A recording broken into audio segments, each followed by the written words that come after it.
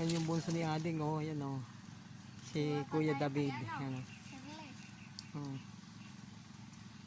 Oh, si Tomodachi punta sa Pangasinan para ubusin yung mangga namin.